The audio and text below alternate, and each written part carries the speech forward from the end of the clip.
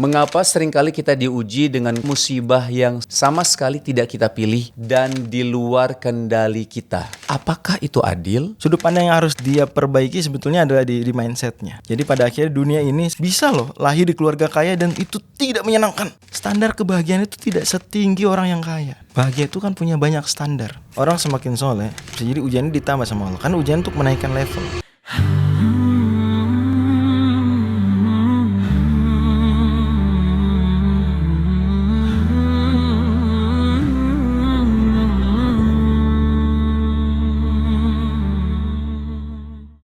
Bismillahirrahmanirrahim. Assalamualaikum warahmatullahi wabarakatuh. Waalaikumsalam warahmatullahi wabarakatuh.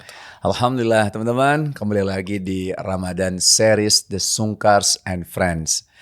Masih bersama saya, Tuku Wisnu, dan guru kita Ustadz Nur Fajri Ramadan. Beliau seorang ulama muda, seorang hafiz Quran dan pemegang sanad 10 qiraat. Masya Allah. Juga penulis buku Quran Mapping dan beberapa buku lainnya yang umumnya berbahasa Arab. Seorang anggota Komisi Fatwa Metodologi MUI Pusat, peneliti di Fakultas Hukum UI, dan Direktur Syariah di www.learnquran.co. Semoga Allah memberikan taufik dan keberkahan untuk beliau. Assalamualaikum Ustaz. Waalaikumsalam warahmatullahi wabarakatuh. Sehat selalu Ustaz ya, Masya Allah. Doakan kami juga nih Ustaz, selalu sehat. Amin. Ya. Teman-teman juga semua di sini. Betul. Apalagi teman kami nih suka tiba-tiba pingsan Ustaz. Jadi tolong doanya Ustaz ya. Bocor kepalanya Ustaz, pingsan. Ini nanti Ustaz lihat robekan jahitan kepalanya. Mudah-mudahan Allah sembuhkan. Amin.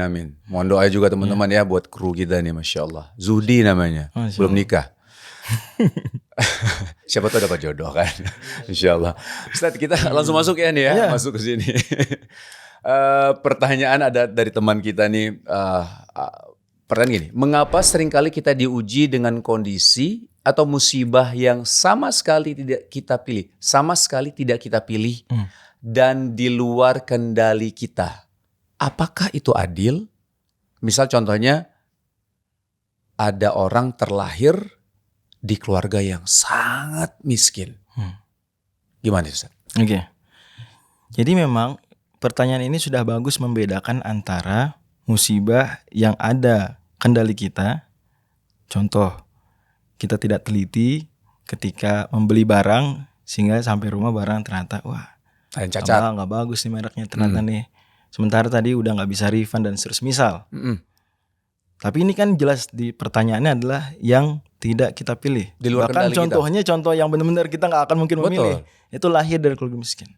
Sudut pandang yang harus dia perbaiki sebetulnya adalah di mindsetnya.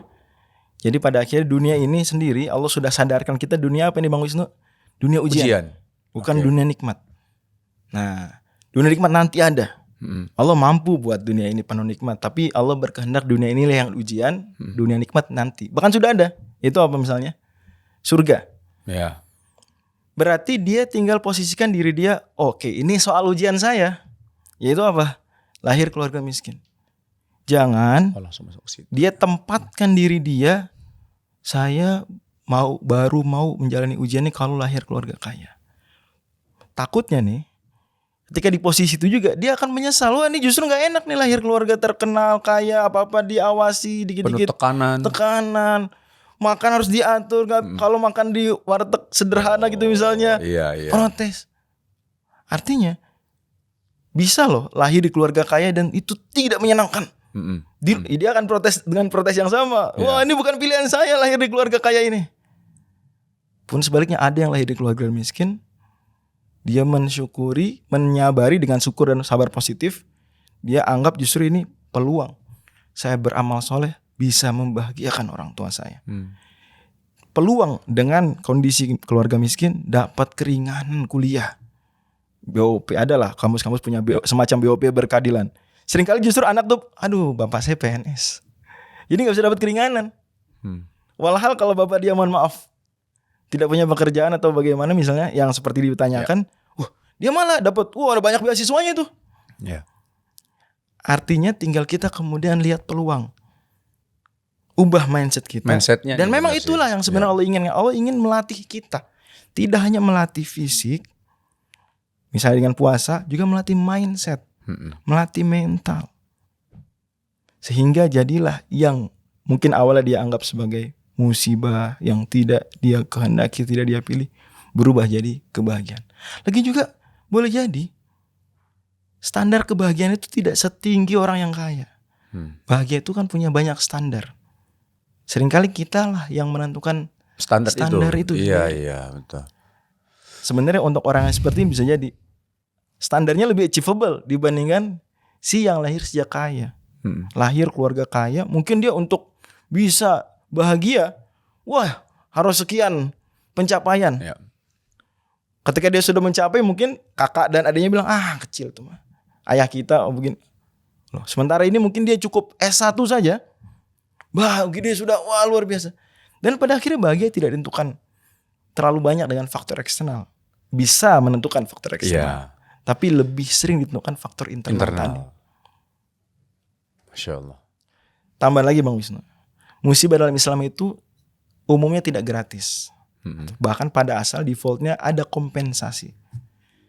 Kompensasinya bisa berupa ketika dia sabar, pengampunan dosa. Ma yusibul muslima min nasobin walahamin illa kafarallahu bihinal khotoya. Tidaklah menimpa muslim kesedihan. Termasuk dia, mohon maaf, misalnya lahir keluarga miskin kemudian dia merasa sedih. Nah dengan sedih itu kalau dia sabari, tentu sabar yang positif, yang aktif dalam Islam bukan sabar pasrah Bang Wisnu. Tapi sabar yang disertai dengan usaha untuk memperbaiki keadaan. Itu dia dapat udah bonus pahala, pengampunan dosa kalau dia punya. Masya Allah. Dan kemudian dia lebih kuat, lebih tangguh. Dan ketika dia sukses, dengan sukses yang sama dengan si anak orang kaya, umpama sama-sama lulus sarjana, kira-kira menurut Bang Wisnu, siapa yang secara kasat mata nih lebih bahagia? Yang si miskin. Miskin. Dan masuk orang di mana-mana itu kan? Betul. Apalagi ketika benar-benar jadi sukses ya. Iya. Si kaya sarjana biasa aja. Pewaris. Mungkin malah disindir. Pewaris perintis itu jadi. Jadi banyak loh yang sebenarnya saya udah bekerja keras, kenapa selalu saya dibilang pewaris kan gitu ya. Iya, padahal dia kerja keras ya. Iya. Sementara yang kawannya tadi mungkin tidak begitu harus sukses si anak orang kaya, dia udah dianggap pencapaian luar biasa. Nah, nanti kompensasi lain juga ada di akhirat. Siapa yang memang perjuangan lebih dahsyat, ya, maka dia diberi pahala lebih besar daripada yang perjuangannya tidak begitu dahsyat. Nabi SAW pernah bersabda, ya, sabaqo dirhamun mi'ata dirham. 1 dirham mengalahkan 100 dirham. Sahabat bingung, kok bisa sedekah 1 dirham mengalahkan 100 dirham? Kata Nabi, orang yang punya ratusan dirham, sedekah 100 dirham, bagi dia effortnya tidak begitu besar. Tapi yang punya cuma 2 dirham, sedekah 1 dirham, bayang. Iya. Sama. Dia yang berusaha dengan penuh keterbatasan lebih besar. Effortnya besar ya. Kebaikan yang dia peroleh dunia dan akhirat. Lagi pula itu ujian untuk dua sisi loh Bang Wisnu. Ketika si anak orang kaya melihat kawannya anak orang miskin, ujian bagi si anak orang kaya. Supaya apa kira-kira ujiannya? Coba ulang Ustaz. Si anak orang kaya nih dan si anak orang miskin teman sekelas nih. Ya betul. Status mereka masing-masing ujian untuk keduanya. Dari sudut pandang si anak orang kaya ujiannya apa? Dari anak kayanya? Ya, dia melihat temannya si anak orang miskin. Apa ujian bagi dia? Apa ya Ustaz ya? Nah, ujiannya adalah dia akan peduli gak? Care gak? Tetap berteman gak? Kalau dia gak bisa beli pulpen, seragam, akan ditanyai gak? Gimana kok kamu kayaknya gak pernah pakai pulpen kalau ngerjain? Padahal kita harus pakai pulpen. Kamu saya beliin ya, kamu saya kasih ya. Atau dia akan cuek, bodo amat. Ujian buat dia. Dan tuh ujian yang bisa jadi lebih berat daripada ujian yang dirasakan si anak orang miskin ini. Si anak orang kaya ini ujiannya banyak deh. Apakah akan peduli, tetap berteman, tetap rendah hati? Gak mudah. Gak mudah. Sebaliknya si anak orang miskin melihat si anak orang kaya juga ujian, tapi saya pikir udah jelas ujiannya apa. Itu ujian kesabaran. Masya Allah, Masya Allah. Ya Zat, memang pentingnya ilmu ya Zat ya. Betul sekali. Kalau menurut saya ya, karena kita tahu dunia itu ujian kan dari ilmu sebenarnya kan. Dari tadi ilmu surat Al-Mulk, Huwallazi khalaqal mauta wal hayata liyabluwakum ayyukum ahsanu amala. Ya maksudnya kalau kita nggak paham itu kan mindset kita nggak ke arah situ, Zat. Iya. Ya jadi memang pentingnya. Jadi teman-teman semua memang wajib memang kan seorang muslim itu menuntut ilmu ya Zat ya. Wajib itu. Dan bahkan kalau misalnya ada hadisnya Zat ya. Siapa yang melangkah memang ke tempat majelis ilmu. Itu Allah akan ringankan untuk masuk surga ya Zat ya. Betul sekali. Berarti pentingnya kita menuntut ilmu teman-teman. Sehingga insya Allah akan lahirlah yang namanya mindset-mindset seperti itu. Ketika tadi ada yang bilang lahir di dalam keluarga miskin, tapi dia punya mindset bahwa oh ini ujian buat saya. Ketika saya bersabar, saya akan diberikan ganjaran pahala yang begitu luar biasa gitu loh. Lalu mengangkat derajat keluarganya di jenjang yang menurut kita semua secara zahir itu juga, wah, masya Allah ya, dia bisa di posisi ini sekarang gitu kan. Itu kan dalam arti pahala juga sangat luar biasa Ustaz ya. Tapi juga sebagai yang lahir di keluarga kaya bukan berarti mereka tidak punya ujian. Ada juga ujiannya. Misalkan contohnya, nauzubillah ya, semoga Allah lindungi kita semua. Amin, amin, amin. Misalnya ada beberapa yang lahir di keluarga kaya, tapi di satu sisi dia memang mendapatkan semua fasilitas. Tapi di satu sisi dia tidak pernah mendapatkan kasih sayang orang tua. Itu kan sedih banget Zat. Ujian juga. Sedangkan dia mungkin iri sama keluarga temannya miskin. Bisa makan malam bareng. Bisa makan malam bareng. Selalu sarapan mau makan malam itu selalu bareng. Selalu mendapat kasih sayang orang tuanya. Selalu bermain sama ayah ibunya ketika setiap weekend. Sedangkan yang kaya bisa jadi orang tuanya pergi terus. Gak pernah dia. Apa-apa. Mau apa kamu? Dikasih duit. Tapi kasih sayang orang tua gak pernah dapat. Makanya dibilang kita gak bisa melihat secara zahir saja gitu ya. Kita gak tahu kejadian di belakangnya seperti apa gitu saja ya. Ujian semua itu, makanya dunia itu ujian. Tapi pasti kita minta pertolongan Allah ya Zat ya. Agar Allah jangan memberikan ujian berat-berat Zat ya.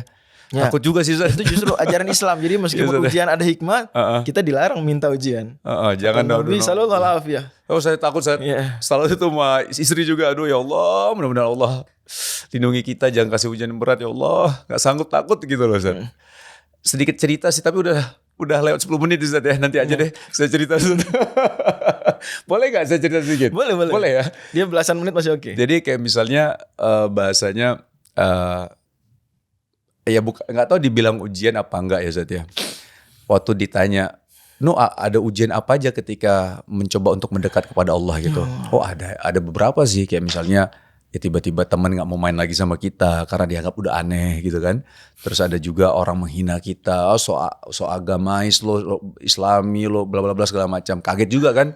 Kenapa ya kita mencoba untuk mendekat kepada Allah malah orang menghina kita? Itu juga pertanyaan buat saya waktu itu. Tapi alhamdulillah setelah dikasih ilmunya sama Ustadz gitu kan, akhirnya memahami itu Zat gitu kan.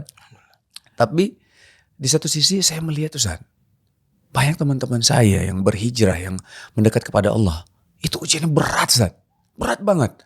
Di antaranya dia divorce sama istrinya. Aduh saya kebayang itu, ini aja saya sampai merinding. Itu berat Zat. Berat saya. Saya alhamdulillah waktu saya berhijrah, waktu itu kan istri belum begitu mengikuti ya Zat ya. Itu cobaannya lumayan Zat. Menurut saya ujiannya lumayan. Tapi alhamdulillah Allah tolong kami. Sehingga kami masih tetap bersama-sama gitu Zat ya. Saya mendengar teman saya sampai berpisah. Sampai ini, sampai itu. Aduh itu berat banget Zat. Makanya saya doa, aduh ya Allah jangan kasih ujian bisa dari dua sisi juga. Gitu. Ya, sisi pertama, orang semakin soleh. Bisa jadi ujiannya ditambah sama Allah. Kan ujian untuk menaikkan level. Dia udah naik levelnya nih. Ujiannya makin berat. Ujian anak SMA beda dengan anak SD. Betul Zat. Saya yang tagline-nya nih Zat. Asyadun nasi balaan al-anbiya tsumal amsal fal amsal. Hadis Bukhari. Paling berat Nabi, kemudian yang di bawah Nabi, kemudian di bawahnya lagi. Kalau kita makin di bawah, iyalah Zat. Yang penting masuk surga dulu Zat. Itu yang pertama. Ya.